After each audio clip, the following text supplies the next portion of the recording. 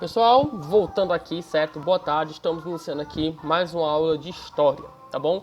Lembrando, essa semana de avaliações, eu vou falar um pouquinho sobre a avaliação de História. Mas antes, como já é costume, comecei semana passada, eu vou fazer aqui rapidamente a correção das atividades da última semana, tá certo? Para ser rápido, eu não vou nem colocar aqui na tela, vocês peguem aí o livro e acompanhem. As atividades que eu vou corrigir começam da página 25 e vão até a 29. Pouquinha coisa, vamos lá. Comecei. Na questão 1 era a seguinte, ó. Complete o texto a seguir, página 25, hein? Quem não abriu, abra logo. Com as palavras destacadas. E tem várias palavras. Como que a gente faz isso? Na página anterior, página 24, está explicando sobre as novas formas de organização. Fala sobre como começaram a surgir as sociedades, sobre como foram surgindo os centros religiosos e como isso foi importante para moldar o que hoje são as cidades, as sociedades humanas, que naquela época estava começando. Aí, a partir do texto, a gente vai lendo e vai descobrindo onde colocar cada palavra. Ó. Começou assim, ó. O aumento populacional e tem alguma coisa e a criação de alguma outra coisa. Então, se vocês verem lá no texto, vocês vão ver que é o aumento populacional, a agricultura, tô colocando aí, e a criação de aldeias, né, contribuíram para a organização das sociedades em clãs, que formavam grandes tribos.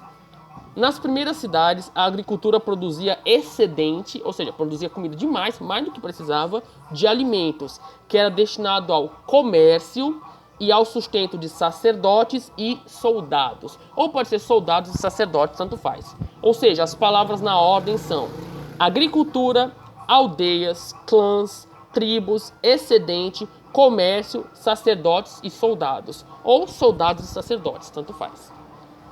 Questão 2. Assinale os elementos importantes para a organização política e social das cidades antigas.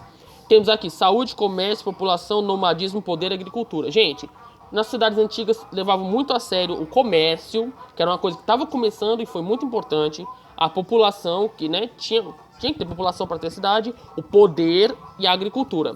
A saúde naquela época não se levava muito em consideração, não tinha hospital, não tinha médico, não se cuidava da saúde, não se falava em higiene naquela época, e o nomadismo também estava acabando, porque cidade é o contrário de ser nômade, tá? Pessoa nômade é que vive andando, não tem onde morar. Passou. Questão 3, na página 27.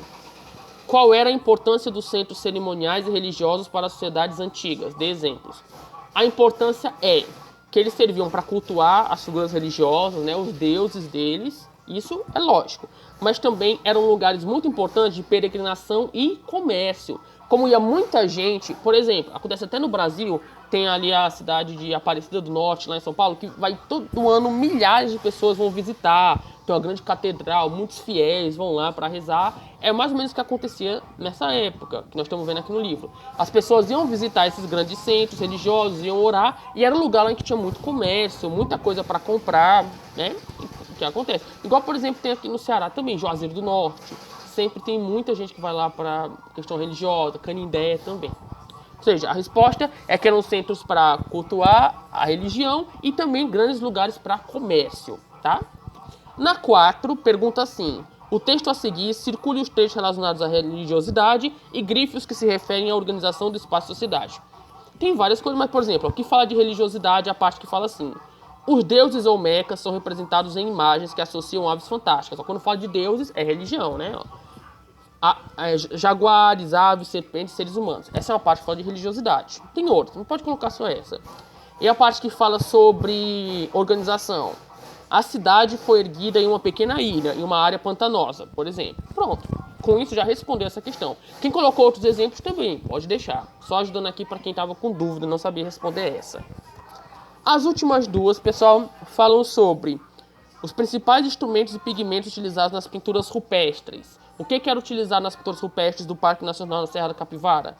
Eram usados, ó, se você ver aqui na página do lado, diz aqui que eram usados espinhos finos e pontiagudos, tintas eram aplicadas usando tubos feitos de ossos, por meio das quais a tinta era soprada na parede. Ou seja, eram usados espinhos, ossos e tinta feita de materiais naturais.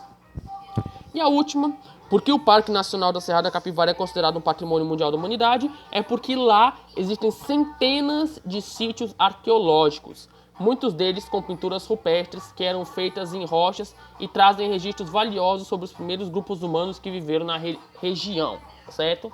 Por que é importante? Por isso, porque graças a esse local a gente pode conhecer bem mais como era a vida antiga dos povos humanos, certo? Seguinte, galera, sobre a avaliação. A avaliação de história também contém 10 questões. Eu vou ler aqui bem rapidinho, porque tá acabando aqui a bateria, tá acabando a memória da câmera aqui do celular. Então vamos lá. Na questão 1, vai perguntar como se chamava o período de tempo anterior à escrita. Antes do ser humano inventar a escrita, teve um período de tempo muito grande. Como se chamava esse período de tempo? Isso, ó, dica. Eu fiz a prova seguindo a ordem do livro. Eu comecei na página 10 e fui seguindo. Então vocês podem ir procurando para achar essas respostas. A partir da página 10 para frente. Ó. A 2. Marque a alternativa que fala a verdade sobre os grupos humanos do Paleolítico. Né? Você lembrar, os Paleolíticos, como é que era os povos viviam antigamente, né? Todas aquelas questões, aquelas palavrinhas que a gente aprendeu. Só tem uma verdadeira. 3. Quais desses materiais não eram usados para fazer ferramentas? Nós vimos também lá na página 11, tinha a pergunta sobre quais ferramentas, quais materiais eles usavam. E a pergunta agora é sobre quais materiais eles não usavam. 4. Qual o período de tempo que ficou conhecido como Neolítico? Aqui já é no Neolítico, ó, página 12, que é o que veio depois do Paleolítico. Vocês vão ver qual foi o período de tempo. 5. Marque a alternativa que não tem uma das invenções do Neolítico. No Neolítico se inventou várias coisas para ajudar a vida humana. E uma das questões está algo falso, que não foi no Neolítico. Vocês vão ver isso. 6. Qual a descoberta que fez iniciar o período conhecido como Idade dos Metais? Na mesma página do Neolítico fala sobre a Idade dos Metais. Vocês vão ver lá o que foi criado, que possibilitou a criação da Idade dos Metais. 7. Quando os seres humanos deixaram de ser nômades, procuraram locais propícios à vida. Marque a alternativa que explica um tipo de local que favoreceu a vida dos povos antigos. Isso aqui foi o que nós vimos na página 14, sobre espaço e ocupação.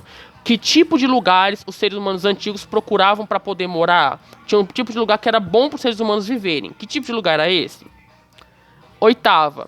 Por que a agricultura foi importante para o desenvolvimento da humanidade? Isso aqui foi o que nós vimos lá na página 18, que fala sobre grupos organizados em agricultura. Que se não fosse a agricultura, nós não estaríamos aqui hoje, provavelmente. A agricultura foi uma das descobertas mais importantes na vida do ser humano. Vocês vão dizer o porquê.